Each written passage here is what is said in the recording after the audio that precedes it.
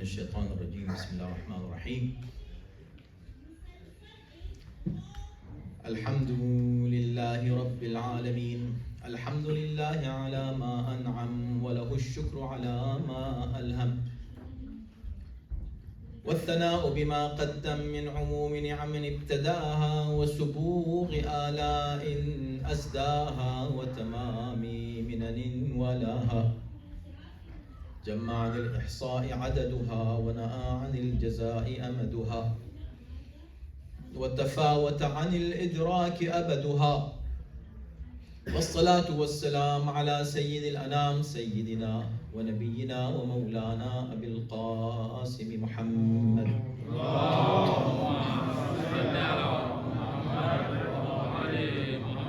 وآله الطيبين الطاهرين المعصومين واللعنة الدائمة على أعدائهم أجمعين من الآن إلى يوم الدين أما بعد فقد قال الله في كتابه الكريم بسم الله الرحمن الرحيم يا أيها الذين آمنوا استجيبوا لله وللرسول إذا دعاكم لما يحييكم صلوات اللهم صل على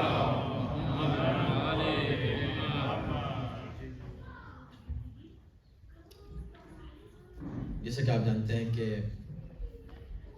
اس عشر محرم کے لیے جو المہدی فاؤنڈیشن کی جانب سے اس میلبورن میں منعقد ہو رہا ہے، سورہ انفال کی روشنی میں ہم نے پیغمبر اسلام صلی اللہ علیہ وآلہ وسلم کی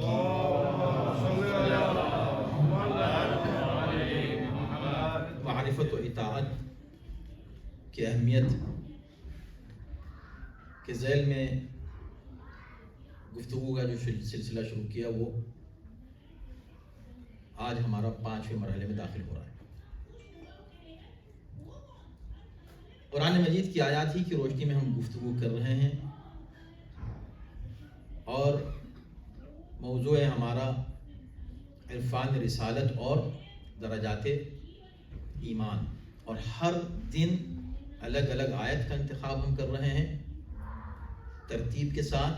ابتدائی سے سورہ انفال کی 75 کی آیتیں ہیں، ہم کوشش کریں گے کہ انشاءاللہ اس عشرے میں اس کا خلاصہ پیش کر دیا جائے۔ تھیم اس پورے سورے کی وہی ہے جو ہمارا موضوع ہے۔ آج ہمارا جو ذیلی یا ضمنی موضوع ہے جس پر ہم گفتگو کریں گے اس آیت کے ذیل میں جو ہم نے آپ کے سامنے پڑھی، اور چند آیات اور ہیں جو ہم آپ کو سنائیں گے، وہ ہے اطاعت رسول ہی زندگی ہے۔ بس یہ ہے آج کی گفتگو کا خلاصہ۔ ابتدا میں نے آپ کو بتا دیا کہ اطاعت رسول ہی کا نام زندگی ہے۔ زندگی اور موت کے فلسفے پر بڑی باتیں ہوتی ہیں۔ جب سے انسان نے اس زمین پر قدم رکھا ہے اس دن سے لے کر آج تک موت و حیات کے فلسفے پر بحث ہوتی رہی ہے، اور مختلف نظریات ہر انسان، فلاسفرز اور اسکالرز پیش کرتے رہے ہیں، پیش کرتے رہیں گے، لیکن جو فلسفہ قرآن نے پیش کیا ہے موت و حیات کا، وہ بہت ہی جامع فلسفہ ہے۔ یعنی حقیقت حیات کیا ہے، زندگی حقیقتاً کسے کہتے ہیں، لائف کس کا نام ہے، اگر وہ ہمیں پتہ چل جائے قرآن کی روشنی میں تو بہت سے مسائل حل ہو جائیں۔ وَلِلرَّسُولِ اِذَا دَعَاكُمْ لِمَا يُحْيِيكُمْ، اے صاحبان ایمان، اللہ اور رسول کی آواز پر لبیک کہو جب رسول تم کو آواز دے، اس لیے کہ نبی جب بھی بلاتا ہے زندگی کے لیے بلاتا ہے، موت کے لیے نہیں بلاتا۔ سبحان اللہ۔ لما یحییکم، نبی جو تم کو آواز دے رہا ہے، نبی کی فوراً اطاعت کرو، اس لیے کہ اسی اطاعت میں تمہاری زندگی ہے، اسی میں لائف ہے۔ تم لائف کے معنی تلاش کر رہے ہو، تم یہ تلاش کر رہے ہو کہ میں اچھی زندگی کیسے گزاروں، میں کامیاب زندگی کیسے گزاروں، میری لائف کامیاب کیسے رہے؟ بیچارے پری اسکول سے لے کر جو کوشش کرتے ہیں مستقبل سنوارنے کے لیے، اس کے بعد پھر اور آگے بڑھے، اور وہ جو ہے پرائمری اسکول گئے، اور اس کے بعد پھر مڈل اسکول گئے، اس کے بعد پھر ہائی اسکول گئے، اس کے بعد پھر کالج جا رہے ہیں. روز صبح اٹھتے ہیں، شام کو واپس آتے ہیں، پھر شام کو آ کے بھی ہوم ورک کرتے ہیں. اتنی محنتیں ہیں، اتنی زحمتیں ہیں، کوئی آرام نہیں، کوئی سکون نہیں. کیا بات ہے کہ اس کا مستقبل صحیح ہوگا، مستقبل صحیح ہوگا. مستقبل کے لیے اتنی زحمت، اتنی محنت. بیچارہ پری اسکول میں بچہ 4 سال کا ہے، اٹھا دیا اس کو سوتے سے. نہیں، اس کا مستقبل ٹھیک ہوگا. ہائی اسکول میں مستقبل ٹھیک ہوگا. اب ہو گیا ٹھیک ہے، نہیں ابھی کالج جائے گا. کیوں؟ مستقبل ٹھیک ہوگا. اچھا کالج ہو گئے 4 سال کے، اس کے بعد کیا ماسٹرز بھی کریں گے، کیا مستقبل ٹھیک ہوگا. پیسہ بھی خرچ کر رہے ہیں، انرجی بھی خرچ کر رہے ہیں، محنت بھی کر رہے ہیں، مستقبل ٹھیک ہوگا. ابھی مل گیا مستقبل مل گیا کہ نہیں؟ ابھی جاب کریں گے. اب جاب کیوں کریں گے؟ پھر صبح جائیں گے، پھر شام آئیں گے. سکون تو ابھی بھی نہیں ملا ان کو کہ نہیں. اب یہ اس لیے محنت کرنا ان کو ضروری ہے، ان کی رزمی بنے گی، پھر ان کو بعد میں اچھی جاب ملے گی. اچھا، تو یہ بھی ابھی مستقبل تلاش کر رہے ہیں. انہوں نے کہا میں تو بزنس کروں گا. تو بزنس کروں گا، گھر بیٹھیں گے کہ نہیں؟ محنت کرنی ہوگی، صبح جانا ہوگا، شام آنا ہوگا. کیوں بھائی یہ محنت کیوں کر رہے ہیں؟ مستقبل کے لیے، مستقبل کے لیے. اچھا بھائی 30 سال کے ہو گئے، 40 سال کے ہو گئے، 50 سال کے ہو گئے، محنت کیے جا رہے ہیں. اب ریٹائر ہو گئے، محنت کر صبح شام کہاں ہے بھائی؟ کیوں کر رہے ہیں محنت؟ مستقبل کے لیے. بھائی ابھی تک مستقبل نہیں ملا آپ کو، اب ریٹائر ہو گئے. اب کیا ہے کہ میں سوچ رہا ہوں کوئی ایک نیا جاب بتایا میرے دوست نے، ان کے ساتھ مل کے کوئی ایک بزنس کرنے والا ہوں. کیوں؟ ارے مستقبل ٹھیک ہوگا. ریٹائر ہونے کے بعد بھی مستقبل ان کو نہیں ملا. انتقال ہو گیا، ان کو اٹھا کے لے گئے ان کے مستقبل کی طرف لوگ. ان کا جو ریئل مستقبل تھا وہاں چل کے خود بھی نہیں جا سکے. ان کو لے کر گئے ہیں مستقبل تو ہم جب مانے کہ جو آپ نے محنت کی، تو شام محنت، ٹینشن، سٹریس کے بغیر آپ صرف بیٹھیں اور کھائیں، اس کو کہتے ہیں مستقبل. ریئل زندگی تو وہ ہوگی نا، اصل حیات تو اگر آپ حیات کی بات کر رہے ہیں تو وہ ہوگی. وہ زندگی کب ملنے والی ہے آپ کو؟ کہو بھائی اس زندگی میں تو وہ زندگی نہیں ملنے والی. زندگی وہ ہو کہ آپ بیٹھیں، ارادہ کریں اور آپ کے پاس چیزیں آئیں. آپ سوچیں، جو سوچیں وہ کام ہو جائے. ایسا جب ہوگا تب وہ زندگی حقیقتاً آرام کی زندگی ہوگی، جہاں کوئی سٹریس نہیں ہوگا، جہاں کوئی پریشانی نہیں ہوگی. تو بچپن سے جو آپ جس مستقبل کی تلاش میں نکلے تھے، آخری وقت تک وہ مستقبل ملا نہیں، تو بھئی وہ لائف ہے کیا جس کے لیے جدوجہد ہو رہی ہے؟ اس ریئل لائف کو تلاش کیوں نہیں کرتے کہ جہاں جا کر حقیقی سکون انسان کو مل سکے؟ وہ سکون وہاں ہے کہ وہاں جب چلے گئے اس کے بعد تو تمہارے لیے دنیاوی یہ دینی واجبات بھی نہیں ہیں. دینی واجبات بھی نہیں، تم خود شکر ادا کرتے رہو گے، واجبات ادا نہیں کرو گے. جنت وہ ہے حقیقی مستقبل. اور یہ زندگی، اس حیات کو اگر تم پاکیزہ بنانا چاہتے ہو تو اس کا ایک ہی صورت ہے کامیاب. اب آپ کہیں گے لیجئے بھئی آپ نے تو ہمارے یہاں کی ساری زندگی کو بیکار کر دیا. بیکار نہیں کیا، اس زندگی کو صحیح یوز کرو، پلان کرو. میں پوچھنا چاہ رہا ہوں کہ یہی لوگ جو پری اسکول سے سٹارٹ کیا، پلان کیا ہے؟ بھئی دنیا ہی میں تم کامیاب ہو جاتے. یہ بیچارے ہر حرام و حلال کی بے پرواہ کیے، یعنی پرواہ کیے بغیر جو کچھ کر رہے ہیں، کچھ تو کرتے ایسا کہ تم کو ہم مان لیتے کامیاب انسان ہے. دنیا ہی میں تم کچھ ہو جا، نہ دنیا کے رہے نہ آخرت کے رہے. تو قرآن نے زندگی کے تعلق سے ہمیں ایک فارمولا دیا، استجیبوا للہ وللرسول. اللہ اور رسول کی اطاعت کر لو تو تم کو حیات طیبہ مل جائے گی، پاکیزہ زندگی ملے گی. رسول کی اطاعت ہی میں تم کو حیات مل جائے گی. اور فلسفہ حیات دنیا کا کوئی آپ ساری لائبریری چھان ماریں وہ ایک طرف، اور قرآن نے جو فلسفہ حیات اس زندگی کا دیا ہے ہمارے اور آپ کے لیے وہ ایک طرف. یحیی الارض بعد موتها. اللہ زندگی صرف آپ کو نہیں دیتا، اللہ اس زمین کو بھی زندگی دیتا ہے جو مردہ زمین ہے. کیسے دیتا ہے؟ فَأَنزَلْنَا الْمَاءَ، اللہ زمین پر پانی برساتا ہے. جب زمین پر پانی برستا ہے تو یحیی الارض، زمین کو زندگی دے دیتا ہے. اس زمین کیسے چلنے لگتی ہے، پھرنے لگتی ہے، بولنے لگتی ہے. اس زمین کو پانی سے زندگی کیسے ملتی ہے؟ کہا بھئی پانی زندگی اس طرح ملتی ہے، اس پہ سبزہ اگتا ہے، پھل اگتے ہیں، غذا اگتی ہے. تو اس غذا اگنے سے کیا ہوتا ہے؟ کہا دوسرے آ کر کھاتے ہیں، فائدہ اٹھاتے ہیں. جب تک غذا نہیں تھی اس زمین سے کسی کو فائدہ نہیں پہنچ رہا تھا. تو قرآن کا فلسفہ موت و حیات یہ ہے کہ جب تک کسی کو فائدہ نہ پہنچے مردہ ہے، جیسے ہی دوسروں کو فائدہ پہنچنے لگے زندہ ہے. اگر زندگی چاہتے ہو تو دوسروں کے لیے مفید بن جاؤ، دوسروں کی ہیلپ کرو. دوسرے جتنا تم سے فائدہ اٹھائیں گے اتنا تمہاری زندگی حقیقی واقعی زندگی ہوگی. اور اسی کے نتیجے میں کیا ہے؟ پیغمبر اسلام کی اطاعت. اب آئیے ہم اس سے پہلے کی کچھ آیتیں پڑھ لیتے تو پھر اس آیت پر آپ کو اور لطف آئے گا. آنے کے بہت سی آیتیں ہیں کہ اللہ نے کس انداز سے موت و حیات کا فلسفہ پیش کیا. آپ سورہ یاسین پڑھتے ہیں، لِيُنذِرَ مَنْ كَانَ حَيًّا وَيَحِقَّ الْقَوْلُ عَلَى الْكَافِرِينَ. پیغمبر اسلام جو آئے، خاتم النبیین تشریف لائے، انہوں نے جو پیغام دیا، یہ پیغام کس کو دیا؟ مردوں کو نہیں دیا. لِيُنذِرَ مَنْ كَانَ حَيًّا، جو زندہ تھا اس کو پیغمبر پیغام دے رہے تھے. زندہ کے مقابلے پر کیا لفظ استعمال کیا؟ یحق القول علی الکافرین. وہ جو ضدی کافر تھے نا، جو ماننے کو تیار نہیں تھے، ان پر حجت تمام ہو جائے. یعنی ان ضدی کافروں کے مقابلے پر جن لوگوں نے قبول کیا، قبول کرنے والوں کو زندہ کہا قرآن نے. وہ زندہ ہے جو نبی کی بات مان لے، اور وہ مردہ ہے جو نبی کی بات نہیں مانے. اور یہ سلسلہ ہمیشہ رہے گا.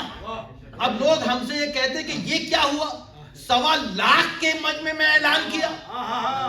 اگر اعلان کیا ہوتا تو لوگ یاد رکھتے. ارے 1.25 لاکھ کا مجمع ضرور تھا، مگر گواہی صرف ان سے لینا جو زندہ ہے. اور زندہ وہ ہے جو نبی کی بات مان لے. جو نبی کی بات نہ مانے وہ زندہ ہو ہی نہیں سکتا.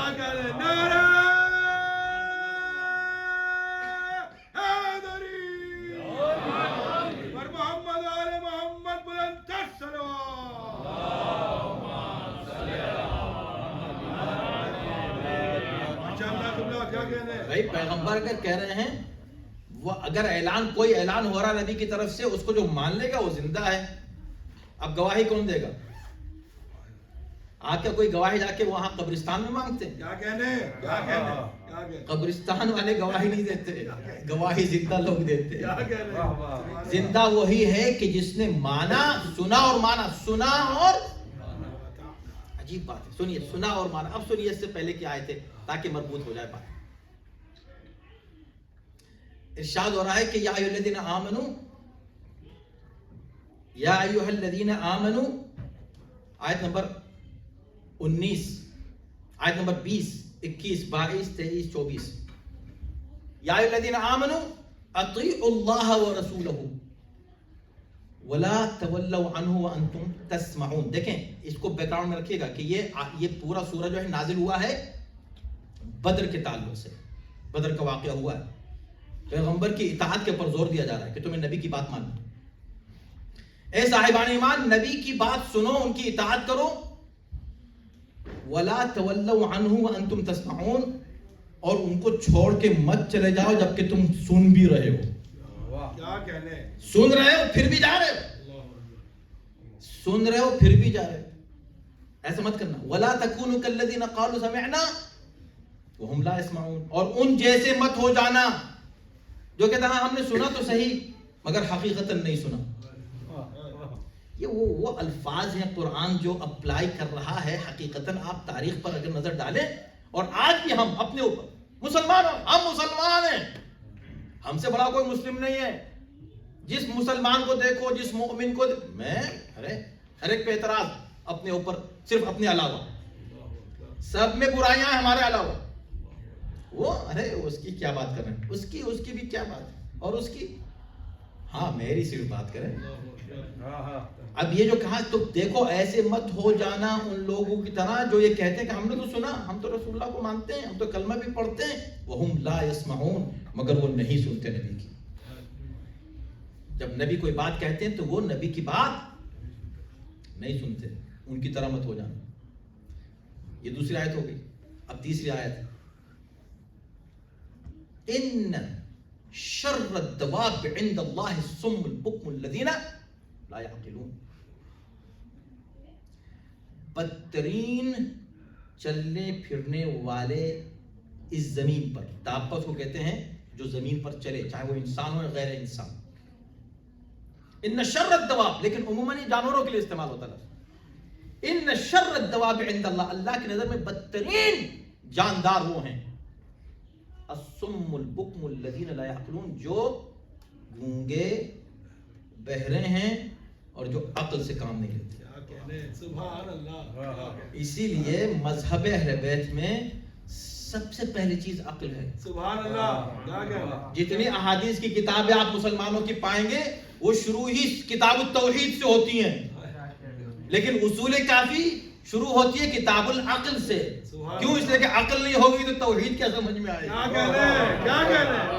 یہی تو مسئلہ ہے مسلمانوں کا, عقل نہیں ہے تبھی تو توحید سمجھ میں نہیں آ رہی ہے. بھئی جناب معصومات جب صدق کے مطالبے کے لیے آئی ہیں تو جو خطبہ دیا ہے اس خطبے میں آدھے سے زیادہ جو خطبہ ہے وہ عقائد پر مشتمل ہے, وہ توحید پر زور دے رہی ہیں, رسالت پر زور دے رہی ہیں. کہاں مسجد میں, کس کے درمیان؟ صحابہ کے درمیان. شہزادی سیدھی سیدھی کہے نا کہ لاؤ میرا حق مجھے دے دو.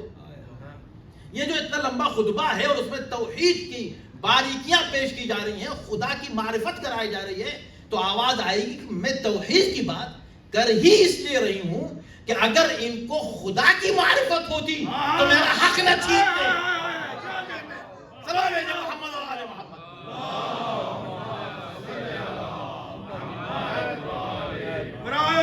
خاتون جنت بلند تر صلوات.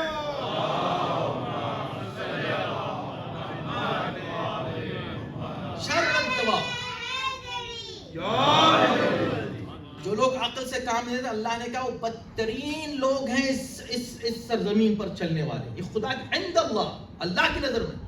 کوئی فخر نہ کرے اپنے اوپر, خود کو کوئی اسکالر نہ سمجھے, بہت بڑے خود کو کوئی عالم نہ سمجھے. اگر ہے تو عقل سے کام لو. عقل سے کام لو گے تو کیا ہوگا؟ نبی کی اطاعت تم کو کرنی ہوگی. اب اس کے بعد ایک عجیب سی آیت ہے, اس آیت کے بعد آیت نمبر 23, اس میں کہا وَلَوْ لَوْ عَلِمَ اللَّهُ فِيهِمْ خَيْرًا.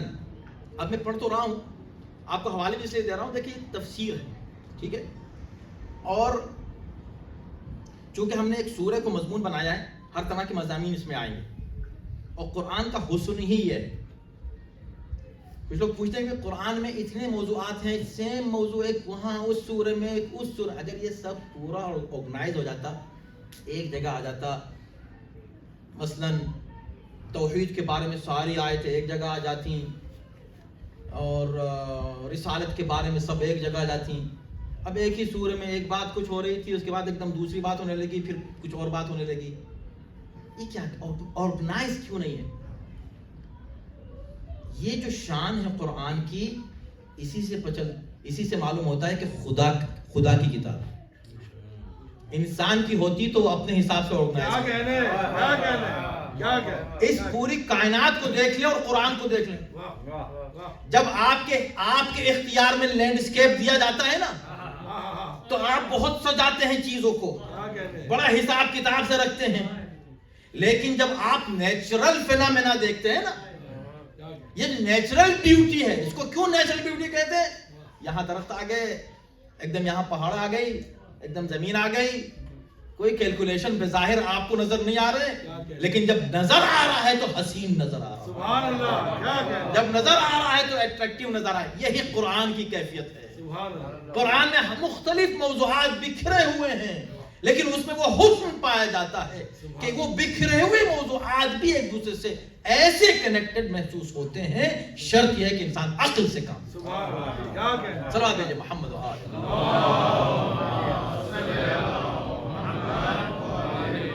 قرآن پڑھا کریں. قرآن کی تاکید ہے. اور ہمارے ائمہ نے تو کہا کہ بھئی قرآن اگر تم نہیں پڑھو گے تو ہمارا نام لینے کی ضرورت نہیں ہے.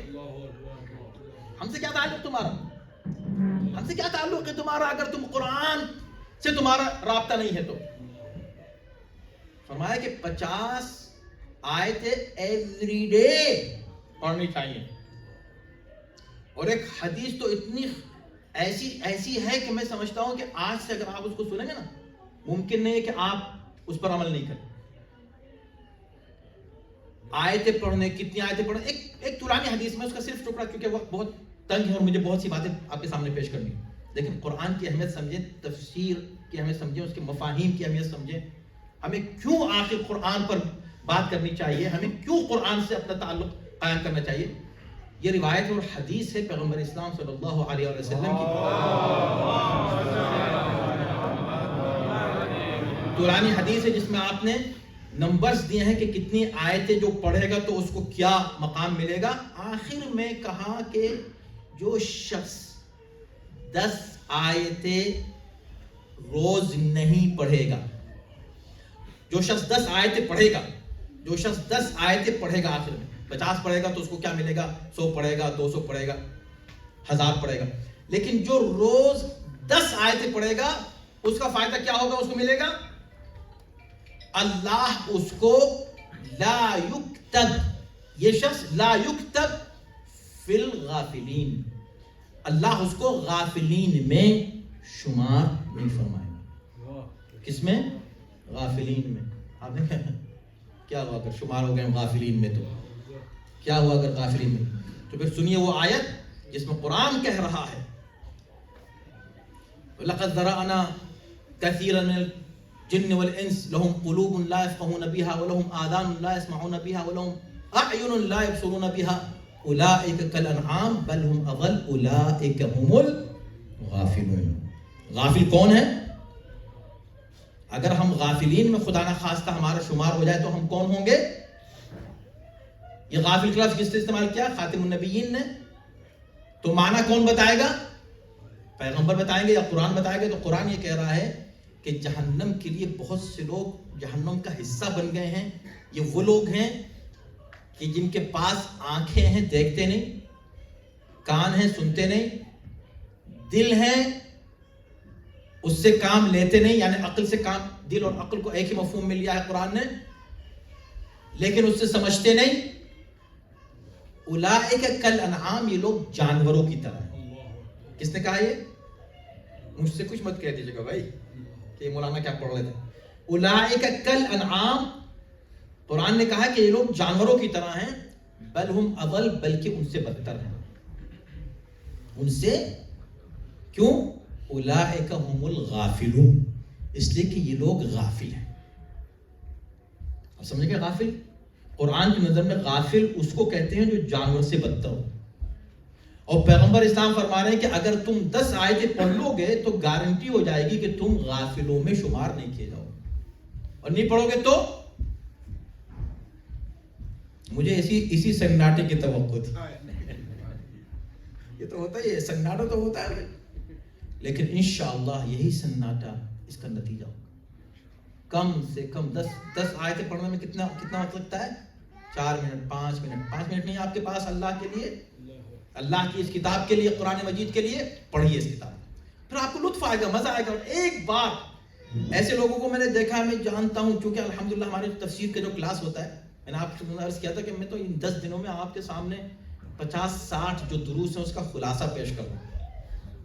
تفسیر کے ساتھ جو ہم تفسیر بیان کرتے ہیں اس میں ایسے افراد ہیں موجود جو شوق سے سنتے ہیں اور وہ کہتے ہیں کہ کاش ہمیں پہلے سے معلوم ہوتا کہ قرآن میں کیا لطف ہے, ہماری زندگی گزر گئی, ایسا لگتا ہے کہ جیسے ضائع ہو گئی.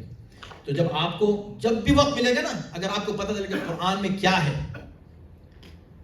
قرآن کیا ہے, اور خاص طور پر خصوصیت قرآن کی یہ ہے اور اہل بیت کا ان دونوں میں تعلق اتنا گہرا ہے کہ آپ جائیں اہل بیت کے پاس وہ قرآن کے پاس لے آتے ہیں. آپ آ جائیے قرآن کے پاس, وہ اہل بیت کے پاس لے جاتے ہیں. یہ قرآن و اہل بیت کی خصوصیت ہے جو آپس میں رابطہ. صلوات بھیجیں محمد علیہ.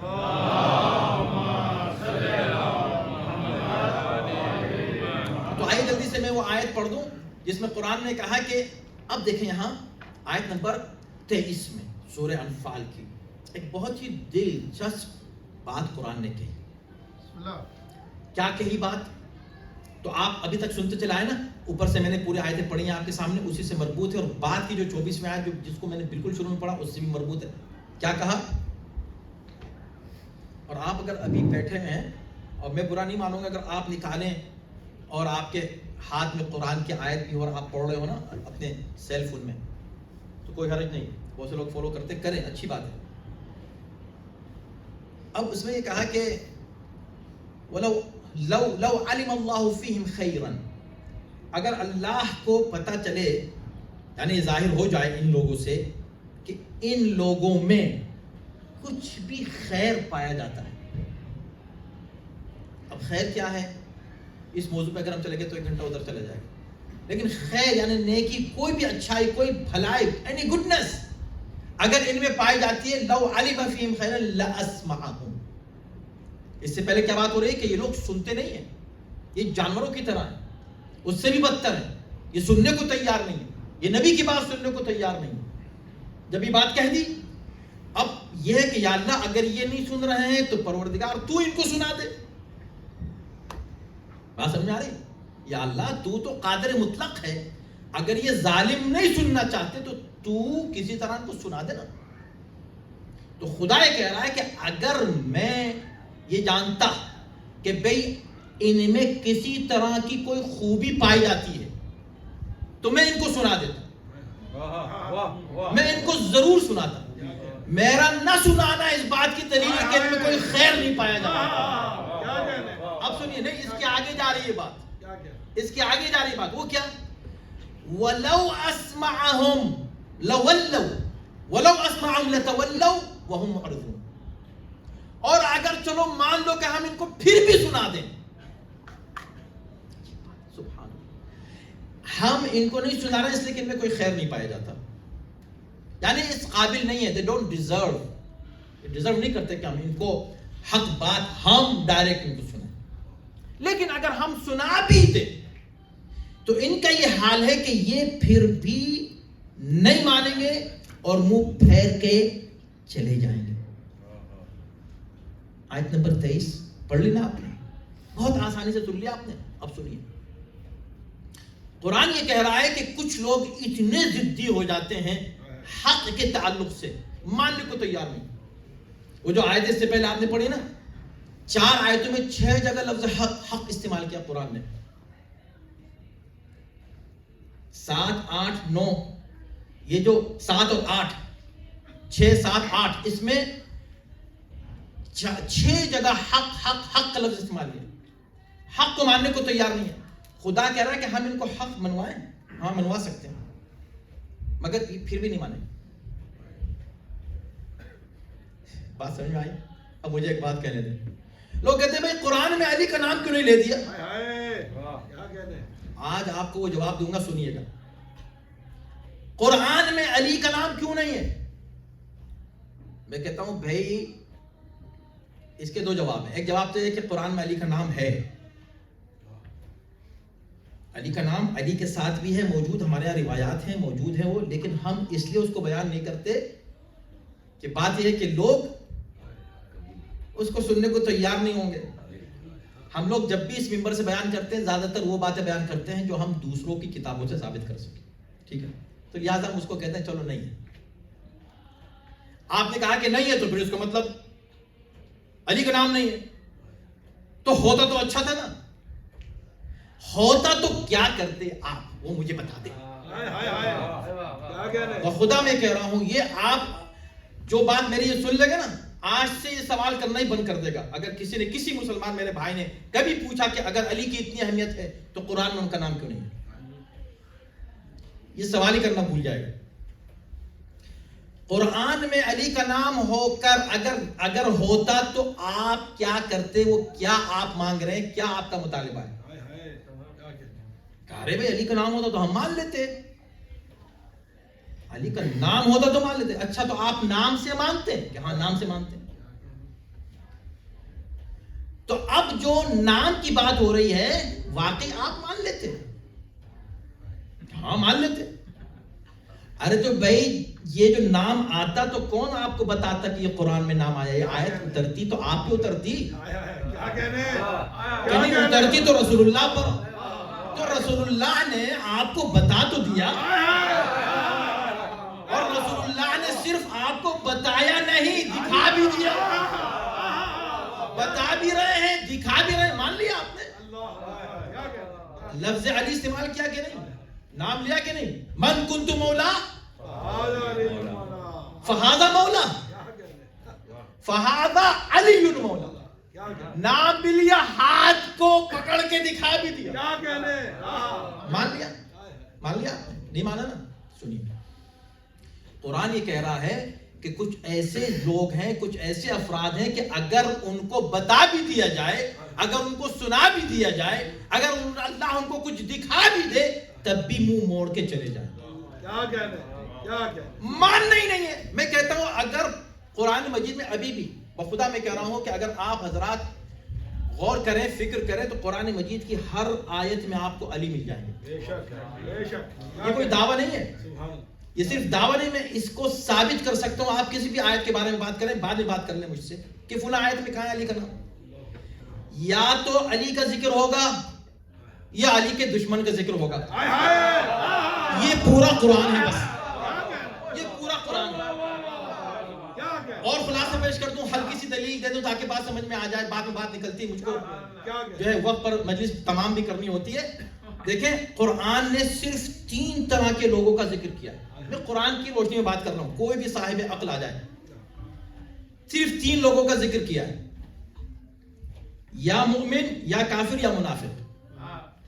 اگر نہیں بات سمجھ میں آ رہی تو سورہ بقرہ کی شروع کی 20 آیتیں پڑھ لیجئے، 5 آیتیں مومنین اور متقین کے بارے میں، 2 کافروں کے بارے میں اور 13 منافقین کے بارے میں۔ یہ 20 آیتیں انسانوں کی کیٹیگریز ہیں، اور 21ویں آیت میں یا ایھا الناس کہہ کے خطاب کیا ہے، اعبدوا ربکم، تاکہ بتائے کہ تمام انسانوں کی اصل میں کیٹیگریز بس یہ 3 ہیں پورے قرآن میں۔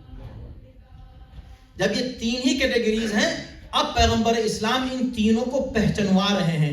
یہ کہہ رہے ہیں یا علی لا یحبک الا مؤمن، تم سے محبت نہیں کرے گا مگر وہ جو مومن ہو، اور تم سے بغض نہیں رکھے گا مگر وہ یا کافر ہو یا منافق ہو۔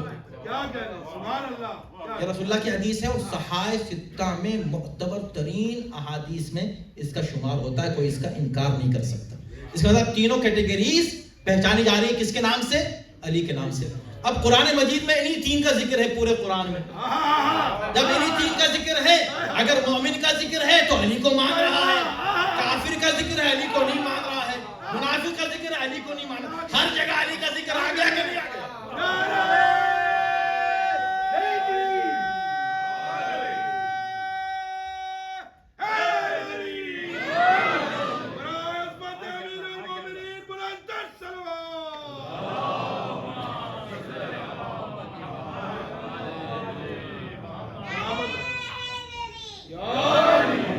اب یہاں بہت سے ایسے نوجوان بیٹھے ہوں گے، اور میرا دل بھی اکثر ایسے ہی چاہتا ہے، یا اللہ بات تو صحیح ہے تیری، بے شک تیری ہر بات سچ ہے میرے پروردگار، لیکن یہ لوگ بہت ستاتے ہیں ہم کو، علی کا نام دکھاؤ، علی کا نام دکھاؤ، کسی اور کا نام نہیں پوچھتے، علی کا نام پوچھتے ہیں۔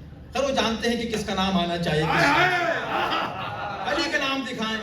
اب یا اللہ علی کا نام آ جاتا تو کچھ ہمیں سکون مل جاتا، ہم دکھا سکتے تھے کہ دیکھو ادھر علی کا نام ہے۔ آواز آئے گی، سنو، یہ ہماری رحمت ہے کہ جو ہم نے علی کا نام نہیں رکھا۔ توجہ کیجئے، بہت عجیب بات کہنے جا رہا ہوں آج۔ علی کا نام واضح طور پر کھل کے ہم نے قرآن میں نہیں رکھا، یہ ہماری رحمت ہے۔ یا اللہ یہ رحمت کہاں ہے؟ کر پڑھو 10 آیت اس طرح کی میں نے تمہارے سامنے پیش کی ہیں، عقل سے کام لو۔ سورہ انعام کی آیت نمبر 7 اور 8 پڑھ لیجیے، حوالہ دے رہا ہوں. کیا کہا جا رہا ہے اس میں؟ اللہ کہہ رہا لو نزلنا علیک کتابا فی قرطاس فلمسوه. اب ظاہر سی بات ہے کہ اتنی آیتیں میں نے پڑھ دی ہیں، آپ کنفیوز نہ ہوں، میں نے صرف حوالے دیے ہیں، بعد میں آپ ریکارڈنگ سن لیجیے گا، کچھ ہوم ورک آپ بھی کیجیے. میں اکثر اپنے سننے والوں کو ہوم ورک بھی دیتا ہوں. فلمسوه آیت نمبر 7 سورہ انعام، لو نزلنا علیک کتابا فی قرطاس فلمسوه لقال الذین کفروا ان هذا الا سحر مبین. اگر کیونکہ وہ لوگ مطالبہ کرتے تھے، جو لوگ مطالبہ یہ دکھا دیں، وہ دکھا دیں، یہ کیوں نہیں ہے اس میں، وہ کیوں نہیں ہے اس میں، علی کا نام دکھا دیں. اگر علی کا نام دکھا دیں تو کیا ہوتا؟ سنیے، قرآن بتا رہا کہ اس طرح کے مطالبے یہ تمام مخالفین کرتے تھے، معاندین، نبی کی بات جو نہیں سنتے نا، وہ لوگ یہ سب باتیں کرتے تھے. وہ کہتے تھے کہ بھائی یہ قرآن اللہ کی کتاب ہے، کہ ہاں اگر اللہ کی کتاب ہے تو آسمان سے کیوں نہیں لٹک کے ایسے اتری، ایسے اترے اور ہم اس کو ٹچ کریں. آپ پہ کیوں اتر آئی؟ آپ پہ وہی آئے تھے، ہم کو تو نظر نہیں آتے کہ آپ پہ وہی آ رہی ہے. ہم دیکھیں کہ کوئی کتاب اوپر سے رسی سے یا کسی شے سے لٹک رہی ہے اور ہم جائیں اس کو ایسے چھوئیں، ٹچ کریں، تب ہم مانیں گے. میں کہتا ہوں یا اللہ کر دے، دکھا دے، تو قادر مطلق کر دے نا.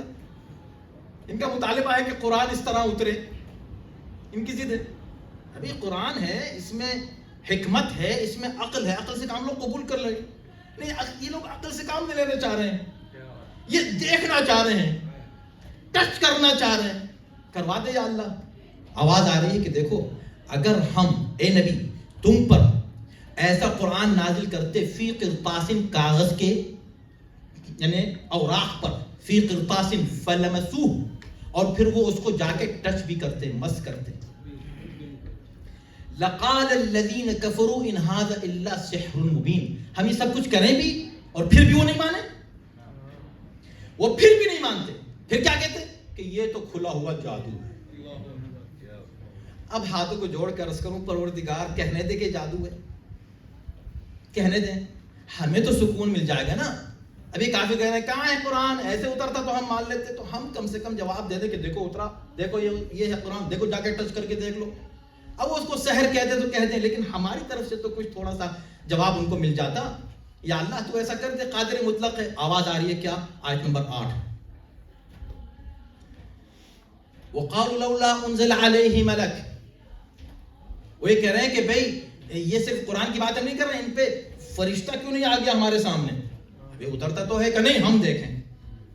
اب ہم کہہ رہے ہیں کہ قرآن میں نام تو ہے علی کا، نہیں ہم دیکھیں، ہمیں نظر آئے. اور کہ فرشتہ تو اترتا رسول اللہ پہ، کہ نہیں لولا انزل علیہ ملک. آیت نمبر 8 پڑھے، سورہ انعام کی بات کر رہا ہوں میں، اپنی طرف سے کچھ نہیں کہہ رہا ہوں میرے بھائی. اس نبی پہ ملک کیوں نہیں اترتا؟ کیا مطلب؟ یعنی ایسا ملک اترے کہ وہ دیکھیں، اس سے بات کریں. جبریل سے، ہاں بھی میرا نام جبریل ہے، میں لایا ہوں یہ وحی الہی، آؤ مان لو. اس طرح کی باتیں. خدا کہتا میں یہ سب کچھ کر سکتا ہوں، میں سب کچھ کر سکتا ہوں، لیکن کیوں نہیں کر رہا ہوں؟ اس لیے کہ میں رحیم و کریم ہوں. رحمت میری اس بات کی متقاضی کہ میں یہ نہ کروں. توجہ، خدا کی قسم اس کا جواب کیوں؟ اس لیے کہ اب آیت نمبر 8 یہ کہہ رہی ہے سورہ انعام کی کہ اگر میں نازل کر دوں وَلَوْ أَنزَلْنَا مَلَكًا لَقُضِيَ الْأَمْرُ وَهُمْ لَا يَنظُرُونَ. لَقُضِيَ الْأَمْرُ وَلَا يَنظُرُونَ. اگر ہم فرشتہ نازل کر دے جس طرح یہ چاہ رہے ہیں اس طرح اگر ہم نازل کر دیں، لَقُضِيَ الْأَمْرُ، پھر تو ہر چیز ختم ہو جائے گی. اب جب یہ انکار کریں گے تو پھر ان کو مہلت نہیں دی جائے گی، پھر تو فوراً عذاب آ جائے گا. ہم ان کو عذاب سے بچانے کے لیے اتنا دروازہ کھلا رکھنا چاہتے ہیں توبہ کا کہ کم سے کم یہ کھل کے عنایت کے ساتھ ضد کر کے ہمارے مقابلے پر آ کر اتنے کھلے ہوئے معجزے کا انکار نہ کر دیں. ارے ہم نے علی کا نام کھل کے اس لیے نہیں لیا کہ یہ پھر بھی نہیں مانتے، اور نہ مانتے تو پھر سارے دروازے بند ہو جاتے ہیں۔ اب ہم نے اتنا دروازہ تو کھلا رکھا کہ بھئی آیتیں تو ہیں علی کی شان میں، تھوڑی ریسرچ کرو، تحقیق کرو، جو تحقیق کرتا ہے وہ مان لیتا ہے۔ اگر ہم نے پہلے ہی نام لے دیا ہوتا، وہ نہ مانتا، عذاب اسی وقت آ جاتا، اور اس کی دلیل یہ ہے کہ آیا ہے اس پر عذاب جس نے دیکھنے کے بعد نہیں مانا۔ کیا کہنے کیا کہنے نعرہ حیدری، کیا کہنے مسلمانوں،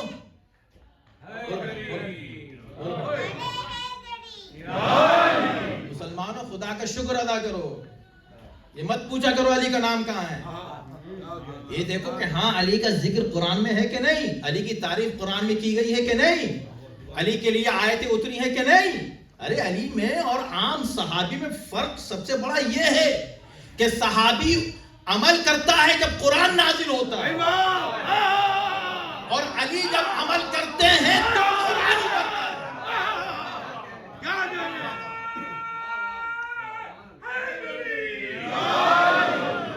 سبا کے ساتھ دل بولا، نبی بولا، خدا بولا، غدیر میں نبی بولا، نعرہ حیدری،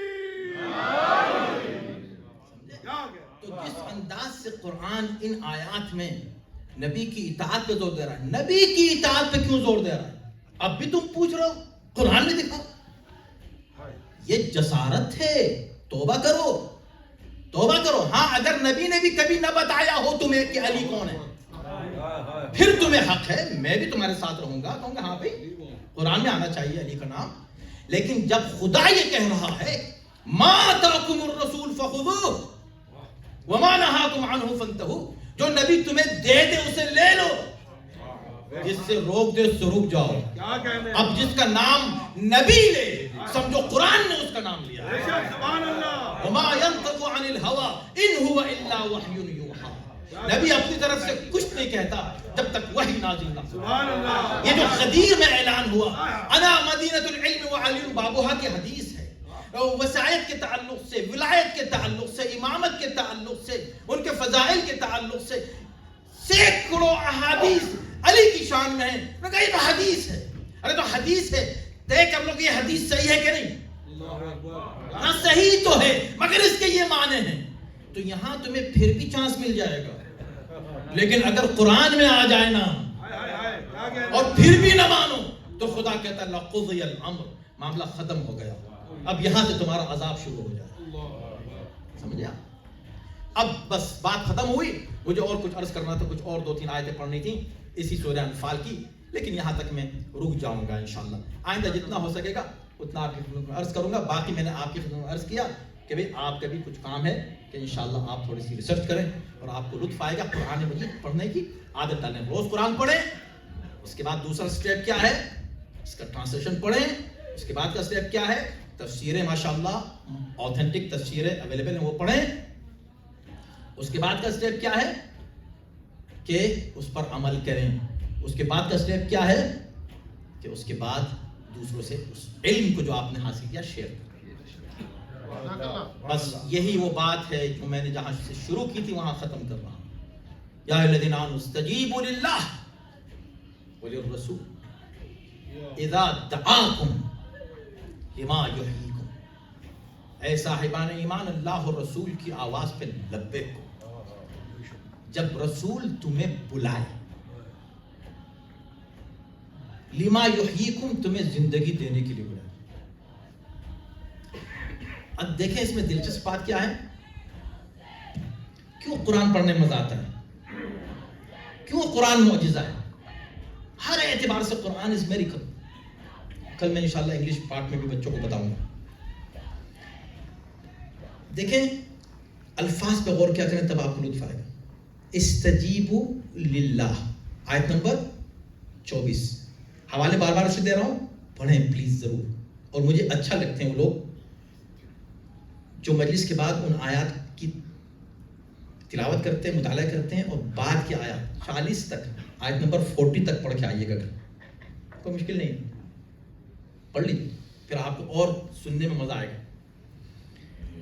تو کیا کہا؟ یا ایھا الذین آمنوا استجیبوا، اے صاحبان ایمان استجیبوا یعنی جواب دو، لبیک کو۔ کس کو لبیک کو؟ کس کی بات کا جواب دیں؟ للہ وللرسول، اللہ اور رسول کی آواز پر لبیک کہو۔ اللہ کی آواز پہ کون لبیک کہے گا؟ کوئی ہے؟ ارے بھائی جب اللہ بلاتا ہے تو ایک ہی بار بلاتا ہے اور ایک ہی بار جانا ہے انسان۔ لیکن یہاں کیا یعنی یہاں بلانے سے مطلب کیا ہے؟ جب حکم خدا ہو جائے تو اللہ کے حکم کی اطاعت کرو۔ استجیبوا للہ وللرسول۔ دیکھیں میں اس پہ اس لیے زور دے رہا ہوں کہ آپ کو مزہ آئے گا کہ اس کے بعد اب کیا ہے؟ اذا دعاکم، جب وہ تمہیں پکارے۔ اذا دعاکم، جواب کس کو دینا ہے؟ للہ وللرسول۔ تو ہونا چاہیے تھا کہ جب وہ دونوں تم کو پکاریں، پڑھیں نا تبھی تو مزہ آئے گا۔ واحد کا صیغہ، یہاں دو ہیں، ہونا چاہیے تھا تثنیہ کا صیغہ اذا دعواکم، جب وہ اللہ اور رسول تم کو پکارے۔ نہیں، جواب اللہ اور رسول کو دو جب وہ تم کو پکارے۔ اللہ اکبر، کیا کہنے؟ کون پکارے؟ رسول جب تم کو پکارے۔ پتہ چلا کہ جب رسول پکارتا ہے تو رسول کے پکارنے کا نتیجہ کیا ہوتا ہے؟ کہ دراصل خدا اور رسول دونوں پکار رہے ہیں۔ کیا کہنے؟ سبحان اللہ۔ جب رسول پکارے تو رسول بھی پکار رہا ہے، خدا بھی پکار رہا ہے۔ اب ہم نے جب جواب دیا تو کس کو جواب دیا؟ ہم نے کہا لبیک یا رسول اللہ، تو کس کو جواب دیا؟ اللہ کو بھی رسول کو بھی۔ تو اتنی سی بات سمجھ میں نہیں آئی؟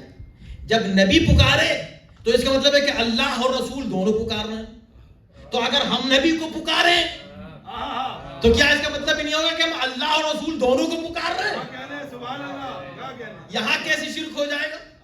کیا کہنے؟ یا رسول اللہ کہنا شرک ہے۔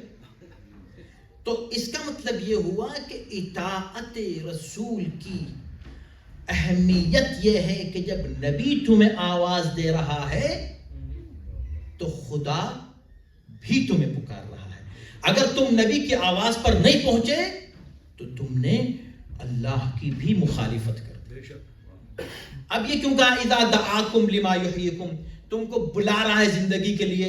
اس کا مطلب یہ ہے کہ کچھ ایسے موقع ضرور ہیں، اور یہ جس موقع پر یہ بات کی جا رہی ہے کہ نبی پکار رہے ہیں کہ بھئی آؤ، اور پکار رہے ہیں زندگی دینے کے لیے، اور وہ یہ سمجھ کے نہیں آ رہے ہیں کہ جائیں گے تو مر جائیں گے، جائیں گے تو مر جائیں گے۔ اب اگر نبی کسی کو بلاتے رہیں، پکارتے رہیں اور وہ نہیں آئے تو اس کا مطلب یہ ہے کہ ہم ان کو زندہ مان ہی نہیں سکتے۔ وہ زندہ ہی نہیں ہے، زندہ ہی نہیں ہے تو ہم ان کے بارے میں دوسری باتیں کہاں سے لائیں؟ اس لیے کہ آواز نبی دے رہے ہیں، نبی کی آواز پر کوئی شخص لبیک نہیں کہہ رہا ہے اور چلا جا رہا ہے۔ اور میں ختم جہاں کرنا چاہتا ہوں، جو آیتیں میں نہیں پڑھ سکا اس کا صرف حوالہ دے دیتا ہوں، نمبر دے دیتا ہوں، تاکہ آپ اس کو خود پڑھ لیجیے۔ اسی سورہ انفال کی جو آیتیں مجھے آج پڑھنی تھی نہیں پڑھ سکا، ختم ہو گئی ہوں، مطلب وقت بھی ختم ہو گیا، اور بہت ہی اہم موضوع کی طرف اس میں اشارہ کیا گیا ہے بدر کے تعلق سے، اور انشاءاللہ وقت ملا تو میں ہلکا سا اشارہ اگلی کسی مجلس میں کر دوں گا، اس لیے کہ اگر موضوع میں وہ بات آ گئی تو میں عرض کروں کہ بہت ہی اہم ہے وہ بات، جس میں یہ کہا جا رہا ہے کہ خبردار اے صاحبان ایمان، جب تم میدان جنگ میں ہو تو پیٹ پھیر کے نہ جانا، لا تولوہم الادبار، اور اگر کوئی شخص پیٹ پھیر کے چلا جائے تو اس پر اللہ کا غضب، فقد باء بغضب من اللہ، یہ ایک موضوع ہے مستقل، سمجھے کہ جو شخص پیٹ پھیر کر چلا جائے، بھاگ جائے، میدان جنگ چھوڑ کے جو چلا جائے، اس پر اللہ کا غضب ہوتا ہے۔ اگر ہم کہہ دیں تو لوگ کہیں کہ دیکھیں دل آزاری کر رہے ہیں لوگوں کی. ارے بھائی اب یہ قرآن کی آیت ہے اور یہ تاریخ ہے, دونوں کو آپ ملا لیجئے.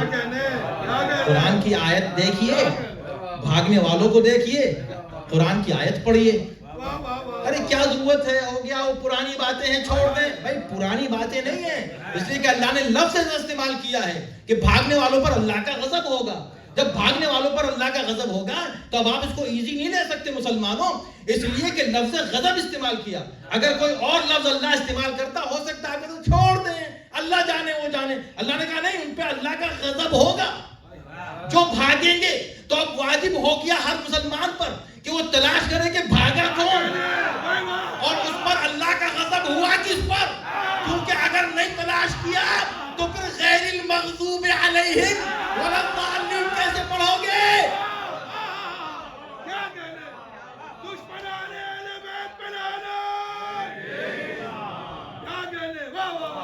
نہ تمہاری سمجھ میں انعمت علیہم آئیں گے, نہ تمہاری سمجھ میں مغضوب علیہم آئیں گے.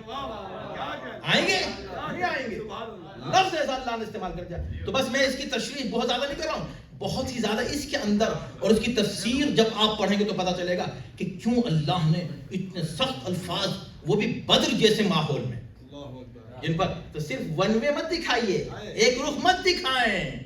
بدری صحابہ, بدری بے شک سراغوں پر وہ بدری صحابہ جو ہمارے نبی کے وفادار. بے شک اس کے آگے ہر رخ دکھائیے جو قرآن نے دکھایا, ہر بات بتائیے جو قرآن نے بتائی. معیار وہی ہے کسی کو قبول کرنے کا اور ریجیکٹ کرنے کا جو قرآن نے پیش کیا. بس خلاصہ کیا ہے؟ اطاعت رسول. خبردار یہ مت کہہ دینا کہ ہم سن تو رہے ہیں اور سن نہیں رہے ہو. کیسے الفاظ قرآن استعمال کر رہا ہے, یہ ہم لوگ کے لیے بھی ہیں, یہ ہمارے آپ کے لیے بھی ہیں. اطاعت رسول. ایک بات سمجھ میں آ گئی, یہ حرام ہے, نو آرگومنٹ, پیریڈ, ختم, حرام ہٹا دو. کیسی بحث؟ ہم جہاں رہ رہے ہیں وہاں رہے, کیوں رہ رہے ہو یہاں؟ ہم تو یہاں رہ رہے ہیں, یہاں کیسے ہم بچ سکتے ہیں؟ ارے یہاں نہیں بچ سکتے. کسی بھی حکیم نے تم سے کہا کہ تم آ کے یہاں بس جاؤ. آئے ہو اپنی دنیا کے لیے, آئے ہو اپنے پیسے کے لیے, آئے ہو اپنے اس مستقبل کے لیے جو تم کو ملتا ہی نہیں آخر تک, اور کہہ رہے ہو تم اللہ کی اطاعت نہیں کر سکتے ہیں. نہیں کر سکتے, بھاگو وہاں جاؤ جہاں کر سکتے ہو. آ گئے روب جماتے ہیں ہم پر, امریکہ میں ہیں ہم, یورپ میں ہیں, آسٹریلیا میں, ہم کیسے عمل کریں؟ اچھا تو دین صرف ان عربوں کے لیے تھا, دین صرف وہاں کے لیے تھا, آپ نہیں کر سکتے. نہیں کر سکتے تو آپ سے کس نے کہا تھا کہ آپ ایسی جگہ چلے جائیں جہاں آپ اپنے دین پہ عمل نہیں کر سکتے؟ اطاعت رسول ہر جگہ ہے. رسول صرف وہاں کے لیے, یہاں کے لیے بھی. ہر شے میں اٹھتے بیٹھتے آپ کو حرام و حلال دیکھنا ہے. No choice, you have no choice. مت کہنا دیکھتے ہیں ہم تھوڑا کوشش. کیسی تھوڑی کوشش, کیسی تھوڑی کوشش؟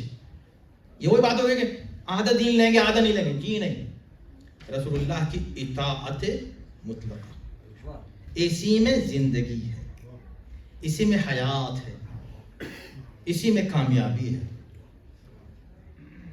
اور اس میں عمر کی قید نہیں ہے. ہر عمر میں اطاعت رسول کرنا, یہی اطاعت رسول ہی آپ کو, بچوں کو, فیملی کو کامیابی عطا کرے. ہمارے سامنے کربلا ہے, یہ حسین کیوں نکلے تھے؟ اريد ان امر بالمعروف وانهى عن المنکر واسیر بسیرۃ ابی وجدی. میں اس لیے نکلا ہوں تاکہ امر بالمعروف کروں, لوگوں کو نیکی کا راستہ دکھاؤں, نہی عن المنکر کروں, برائیوں سے لوگوں کو روکوں, اور اپنے بابا اور اپنے جد کی سیرت پڑھوں. یہ مقصد تھا نا. اور جب نکلے ہیں تو معلوم تھا کہ نہیں کہ کیا ہوگا, سب پتا تھا کیا ہوگا. سبحان اللہ, یہی تو کمال ہے میرے مولا حسین کا. کسی بھی تقریر میں, آپ سارے خطبے پڑھ لیں, کسی خطبے میں آپ کو نہیں ملے گا کہ حسین نے کبھی کہا ارے یزید کیا چیز ہے, اس کی حیثیت کیا ہے, میں فرزند رسول ہوں, اب میں اٹھا ہوں, دیکھو مجھ کو فوراً حکومت ملنے والی ہے, ہم ابھی دیکھو یزید کو پلٹ دیں گے, آؤ میرے ساتھ آؤ, اور میں تم کو یہ فائدہ ملے گا اور تم کو یہ فائدہ ملے گا. جو سیاسی لوگ کرتے ہیں, جو حکومت کے لیے جو اٹھتے ہیں, وہ لوگ جو وعدے کرتے ہیں جھوٹے, حسین اس کے برعکس کریں, میرے ساتھ چلو, ہمیں شہید کیا جائے گا, ہمارے جسم کے ٹکڑے کیے جائیں گے, ہمارے بچوں کو مارا جائے گا, چلو میرے ساتھ. ہر خطبے, ہر جگہ لوگوں کو نتائج دکھا کے کہہ رہے ہیں چلو میرے ساتھ. کون آئے گا؟ اب وہی آئے گا جو واقعی اتنا بلند ہوگا کہ اللہ اس کا انتخاب کر لے 72 میں شامل کرنے کا. یہ جو ہم سلام کرتے ہیں 72 کو, آسان نہیں ہے. آج ہم اگر اپنے امام کی اطاعت اس لیول پر جا کر نہیں کریں نا جس لیول وہ 72 کرتے تھے, تو ہم کس حق سے کہہ سکتے ہیں کہ کاش ہم آپ کے ساتھ ہوتے. حسین کے ساتھ جو ہیں انہوں نے اپنے وجود کو مٹا دیا ہے, وہ خود کچھ نہیں ہے, جو کچھ ہے حسین, جو کچھ ہے حسین. یہ جو شب عاشور آپ دیکھتے ہیں نا, مائیں اگر کسی بچے کے پیر میں کانٹا بھی چبھ جاتا ہے تو بچے سے زیادہ ماں بے چین ہو جاتی ہوتی ہے نا. اپنے بچے کو بچانے کے لیے اپنی جان دینے کو ماں آمادہ رہتی ہے. یہ کیسی مائیں ہیں جو شب عاشور اپنے بچوں کو سامنے بٹھائے کل کی قربانی کی تیاریاں کر رہی ہیں. ہر بیوی اپنی اپنی قربانی تیار کر رہی, اور حسین شب عاشور اس منظر کو دیکھ رہے ہیں, تلایا پھر رہے ہیں, ہر خیمے میں جاتے ہیں, جہاں جاتے ہیں اور بیوی کو دیکھتے ہیں کہ بیویاں اس انداز سے قربانیاں تیار کر رہی ہیں, اس انداز سے کل کے لیے اپنے بچوں کو آمادہ کر رہی ہیں. حسین روتے ہوئے آگے بڑھ جاتے ہیں, کہیں لیلا کو دیکھتے ہیں, علی اکبر کو سامنے بٹھائے ہوئے ہیں, کہیں فروا کو دیکھتے ہیں, اپنے بیٹے کو قاسم کو سامنے بٹھائے گفتگو کر رہے ہیں, اور کہیں دیکھتے ہیں کہ بہن ہے زینب اپنے دونوں بچوں کو بٹھائے ہوئے گفتگو کر رہی ہے. میرے لاڈلو, تم تو سب سے الگ ہو, تمہارے تو خصوصیت یہ ہے کہ تمہارے نانا حیدر کرار ہیں, تمہارے دادا جعفر طیار ہیں, شجاعت تم کو دونوں طرف سے ملی ہے. میرے لاڈلو, کل تم کو جو کرنا ہے, شجاعت کے جو تم کو جوہر دکھانے ہیں, تم کو دونوں طرف سے دکھانے ہیں. بتا دو تم کس کے پوتے ہو, بتا دو تم کس کے نواسے ہو. جس انداز سے جناب زینب نے بچوں کو آمادہ کیا, حسین دیکھ رہے ہیں. اور جب صبح ہوتی ہے, یہ دیکھیے ماں ہے, بچوں کو دیکھتی کہ بیٹا تم ابھی زندہ ہو, بیٹا تم ابھی زندہ ہو, لوگ قربان ہو رہے ہیں, لوگ جان دے رہے ہیں. ہاں, دونوں چھوٹے چھوٹے ہاتھ جوڑ کے یہ چھوٹے بچے ماں سے کہتے ہیں اماں ہمیں کچھ نہ کہیں, ہم جاتے ہیں ماموں کے پاس, مگر ماموں جان ہمیں اجازت نہیں دیتے, ہمیں اجازت نہیں ملتی. ایک مرتبہ فضہ سے کہا, فضہ میرے بھائی کو میرے پاس بلا کر لاؤ. جب زینب دیکھیں نا, پردے کا یہ خیال ہے کہ زینب خود باہر نہیں آ رہی ہے. اب جب باہر آنا پڑے تو کتنی بڑی مصیبت ہوگی زینب کے, مگر جتنا موقع ہے زینب خود نہیں آ رہی. حسین امام ہو کر زینب کے پاس چل کے آ رہے ہیں, ہر موقع پر زینب کے پاس حسین خود چل کے آتے ہیں. زینب کیا بات ہے میری بہن, ایسے موقع پر کیوں یاد کیا ہے؟ کہا میرے آقا, میرے بھائی, میرے ماں جائے, میرا ایک چھوٹا سا تحفہ ہے, اسے رد نہیں کرنا. کیا ہے بہن, اس موقع پہ کیا تحفہ دینا چاہتی ہو؟ کہ یہ دونوں بچے ہیں میرے, یہ تم پر اپنی جان نثار کرنا چاہتے ہیں, ان کو منع نہ کرنا میرے بھائی. اگر ان کو تم نے منع کر دیا, میں کل اپنی ماں کو کیا منہ دکھاؤں. حسین رونے لگے, آنسوؤں کے ساتھ آواز دی, بہن جب تم کہی رہی ہو, اور آج کا دن قربانی آل محمد کا دن ہے, تو ٹھیک ہے میں اجازت دیتا ہوں. بچوں کو اجازت مل گئی. اتنے چھوٹے تھے کہ خود گھوڑے پر سوار نہیں ہو سکتے تھے, تو عباس نے بڑھ کے بازو تھام کر دونوں کو گھوڑے پر سوار کیا. اتنے چھوٹے تھے ایک کہ پوری بڑی تلواریں جو عام طور پر سپاہی کے ہاتھ میں ہوتی ہیں, وہ تلواریں اپنے ہاتھ میں نہیں لے سکتے تھے. اس لیے آپ نے سنا ہوگا نیم چاہیے, یعنی وہ تلواریں, چھوٹی تلواریں جو بچے لے سکتے ہیں ہاتھوں میں, وہ لے کے جہاد کے لیے نکلے. مگر اس کے باوجود بھی شجاعت کا وہ مظاہرہ کیا، دنیا حیرت زدہ رہ گئی۔ لڑتے لڑتے ایک مرتبہ فرات کے کنارے پہنچے اور فرات کی جو فوج تھی وہ فرار ہونے لگی، فرات پہ قبضہ کر لیا دونوں بچوں نے۔ یہ بات دیکھی عباس نے، یہ بات دیکھی علی اکبر نے، یہ چیز دیکھی حسین نے، فوراً خبر زینب تک پہنچی کہ جاؤ خوشخبری سناؤ زینب کو کہ بچوں نے فرات پر قبضہ کر لیا ہے۔ کوئی اور ماں ہوتی تو کتنا خوش ہوتی۔ لرزنے لگی زینب، سر کو سجدے میں رکھ دیا، اللہ سے التجا کی، پروردگار میرے بچے بڑے پیاسے ہیں، ایسا نہ ہو کہ بچے پانی پی لیں، میرا حسین پیاسا رہ جائے، یا اللہ میرے بچوں کو اتنی ہمت دے دے، یہ قبضہ کرنے والے فرات پر خود پانی نہ پیے۔ بس تھوڑی دیر کے بعد کیا ہوا کہ پوری فوجیں سمٹ کے آنے لگی، چاروں طرف سے بچوں کو گھیر کر کوئی تلوار مارتا ہے، کوئی تیر مارتا ہے، کوئی تبر مارتا ہے۔ ننھے سے بچے سنبھل نہ سکے، زمین پر گرنے لگے، آواز دی، مامو جان آپ پر ہمارا سلام۔ حسین چلے، عباس چلے، اور تھوڑی دیر کے بعد دونوں بچوں کو ہاتھوں پہ لے کر واپس آ رہے ہیں۔ بس میں نے تمام کیا، آپ روئیے، ایام عزاں ہیں۔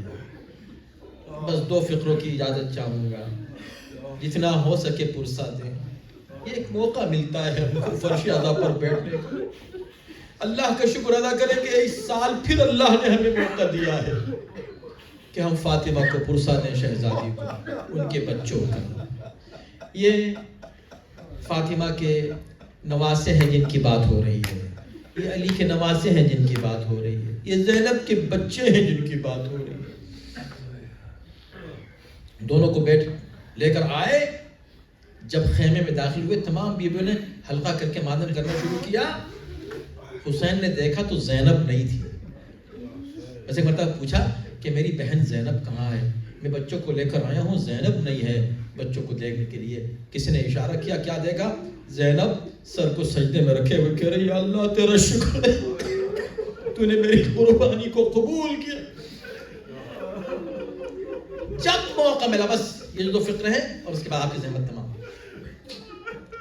جب موقع ملا، آپ جانتے ہیں جناب زینب کی وفا اللہ اکبر اپنے بھائی کی، دو بیٹے تھے، دونوں کو قربان کر دیا، کبھی ذکر نہیں کیا ان بچوں کا، کبھی نہیں۔ جب ذکر ہوتا حسین کا ذکر ہوتا، کبھی نہیں روئی۔ کیسی ماں ہے؟ ماں ہے نا آخر ماں۔ آپ جانتے ہیں ماں کی مامتا یہ ایک فطری محبت ہوتی ہے ماں کی، مگر اس فطری محبت کو ایک طرف رکھ دیا، حسین کی ماں کی طرف سے حسین سے محبت کر رہی ہے۔ حسین جب دیکھو، حسین جب موقع ملا حسین کے لیے ماتم، جب دیکھ موقع ملا، چاہے وہ یزید کا گھر ہو، دربار ہو، یا 11 محرم کو جب لے کر چلے ہیں قافلے کو، ہر بیوی نے اپنے آپ کو اپنے شہید کی لاشیں پر گرایا۔ زینب نے خود کو بچوں کی لاشوں پر نہیں گرایا، حسین کے لاشیں پر گرا کے ماتم کیا۔ 40 کا موقع آیا تو زینب نے اپنے آپ کو اونٹ کی بلندی سے اپنے بچوں کی قبر پہ نہیں گرایا، حسین کی قبر پہ گرایا۔ ہمیشہ روئی تو حسین کو روئی۔ حد یہ ہے کہ جب واپس آئی ہے نا، جب واپس آئی ہے مدینے، تو بیویوں نے آ کے ہر بیوی کو اس کے شہید کا پرسہ دینا شروع کیا۔ جب زینب کے پاس کوئی آتا تو کہتی، میرے بچوں کا پرسہ نہ دینا، مجھے حسین کا پرسہ دینا۔ بیویوں نے زینب کو حسین کا پرسہ دینا شروع کیا۔ زینب ہر موقع پر بس حسین کو روتی رہی، حسین کا پرسہ، حسین کا گریہ، حسین کا ماتم۔ بس ایک موقع ایسا ضرور آیا کہ اب زینب سے برداشت نہیں ہو سکتا۔ آخر زینب ماں تھی، جب گھر آئی ہے، عبداللہ گھر لے کر آئے ہیں، پہلی بار اتنے عرصے کے بعد گھر میں داخل ہوئی، حجرے میں 2 چھوٹے چھوٹے بستر دے کے، ماں کی مامتا تھی، برداشت نہ کر سکی، کربلا کر اس کیا، میرے بچوں اب مجھے ماں کہہ کر آئے گا تمہارے بغیر۔